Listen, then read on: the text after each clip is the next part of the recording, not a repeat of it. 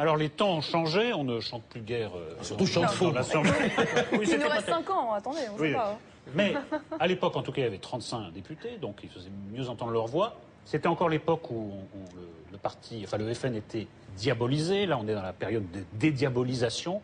Mais alors, comment se présente la question de l'alliance ou pas avec l'UMP? Parce que ce que vous avez dit à propos de l'UMP, ça a l'air de fermer la porte à toute alliance. Or, c'est une alliance qui est voulue par une partie de la base de l'UMP, des électeurs plus de la l'UMP. majorité des Et puis, électeurs. on a vu, même si c'est pas l'UMP, M. Dupont-Aignan vous tendre une main chaleureuse. Je crois, au risque de me tromper, qu'il y a maintenant deux structures sociologiques.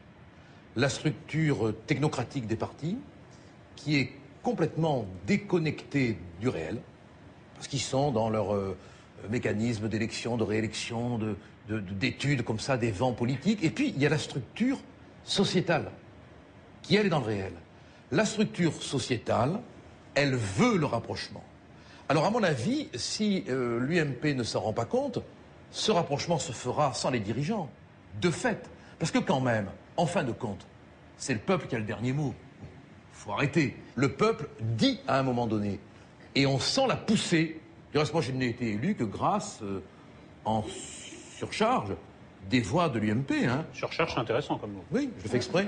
Je reprendrai votre distinction. Moi, je ne la situe pas de la même façon, mais je fais à peu près la même analyse. Je dis que les dirigeants de l'UMP sont encore sur une ligne de l'ancienne UDF, c'est-à-dire centriste. C'est comme ça que l'UMP a été formée en 2002, etc. Et la base, je suis assez d'accord avec vous, retrouve en fait les fondamentaux du vieux RPR des années 70, quand Chirac était appelé Facho Chirac par les mêmes qui me traitent de facho, tu vois, c'est une vieille histoire. Qui nous traitent de facho. Mais je parlais à Nolo, donc... Oui, mais moi je parle à vous deux. Mais en revanche, là où je ne suis pas d'accord avec vous, c'est quand vous dites le peuple tranchera. Oui, mais sauf que, depuis 20 ans, à chaque fois que la gauche a été au pouvoir, on a dit la même chose, on a dit la droite va exploser, il y aura une alliance avec le Front National pour reprendre le pouvoir, et ça ne se passe jamais. Et pourquoi ça ne se passe jamais? Parce que la gauche, le Parti Socialiste, implose, c'est-à-dire qu'il s'effondre, et que donc les électeurs... En fait, la droite, pour reprendre le pouvoir, n'a pas besoin du Front National à chaque fois. Vous voyez ce que je veux dire? Et donc, ils sont élus pour chasser les socialistes.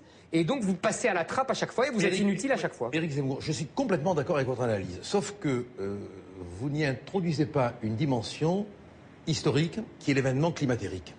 C'est pas possible que le peuple continue à subir ce qu'il subit en se laissant complètement endormir par le sirop médiatique, par la propagande, parce qu'on est entré quand même dans une ère de propagande. Bon, oui. À un moment donné, les gens, quand ils vont se rendre compte qu'on les prive du minimum, qu'on préfère donner à des étrangers que je respecte, plutôt qu'à des nationaux, d'où qu'ils viennent, ils vont finir par en avoir marre. C'est une affaire de temps. Mais c'est inéluctable, à mon avis. Mais je voudrais poursuivre sur cette distinction entre pays réel, pays illégal. C'est plutôt une question pour vous, mademoiselle Maréchal Le Pen. Est-ce qu'il n'y a pas un paradoxe à ce qu'un parlementaire comme vous réclame un référendum sur le traité budgétaire européen? Parce que, si je ne me trompe pas, vous représentez le peuple, l'Assemblée représente le peuple, ce qui se décide à l'Assemblée est au nom du peuple. Pourquoi est-ce qu'il faudrait un deuxième niveau de consultation directe? Parce que je pense que ce genre de problématique, si vous voulez, relève d'une problématique qui est tellement grave, parce qu'on parle de souveraineté populaire. Là, le traité européen, ce traité européen va enlever un peu plus de souveraineté au peuple, puisqu'on va transférer notre souveraineté budgétaire à Bruxelles, qui va avoir un droit de regard et de modification. C'est quand même une décision énorme.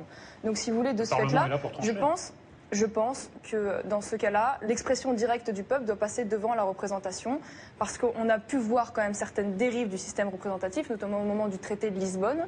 Et je pense que face à ce genre de sujet, je veux dire, quand on a fait la Ve République, De Gaulle voulait en faire une démocratie participative. Il y avait cet esprit-là et on a complètement abandonné. Il y a extrêmement peu d'utilisation quand même du référendum, quoi qu'on en dise. De Gaulle, la participation, c'est un autre sujet. Non, mais alors quelles sont les limites, Gilbert Collard? Est-ce qu'il faut par exemple un référendum sur le mariage dit homosexuel? Moi, je crois, il est impossible. Je crois que il est impossible, il est constitutionnel. Le référendum est dans la Constitution. Bon, il y a un moment donné où la décision engageant au-delà de la notion, comme disait Capitan, de structure juridique, le vécu des gens, on est bien en nécessité démocratique d'aller leur demander s'ils veulent ou non vivre comme ça. Je comprends bien, mais j'en questionne les limites. 2 exemples. Faut-il un référendum sur le mariage homosexuel? Faut-il un référendum sur le vote des étrangers extra-communautaires? Oui. Mais sur le vote des étrangers, s'ils veulent l'obtenir, ça ne passe- ça ne passera pas sans référendum. Il leur faut la majorité. Voilà, pas la majorité. la majorité 3/5. Donc là, on va vers le référendum après, s'ils insistent. Moi, pour le coup, je suis plus mitigée parce que c'est vrai que le référendum, je trouve que ça doit être sur les grandes directives, notamment par exemple sur la question du fédéralisme européen, qui est une grande directive, si vous voulez, en politique, pas sur Plus que le droit de vote des étrangers.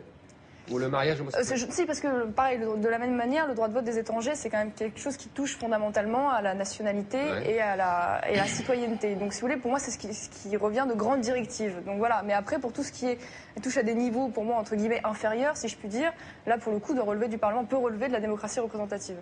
C'est mon avis. Après, et sur le fond du mariage homosexuel. Rendez-vous compte que si on vote le mariage homosexuel, étant précisé que j'ai le plus total respect pour la sexualité de chacun, sauf pour celle de DSK, on va... Oh, ça c'est facile. Oui, mais bon, il ne faut pas louper l'occasion de le dire. Hein. Bon. Mais rendez-vous compte... C'est injuste en plus. Rendez-vous compte quand même que d'un point de vue anthropologique, il n'y a plus ni père ni mère. Hein.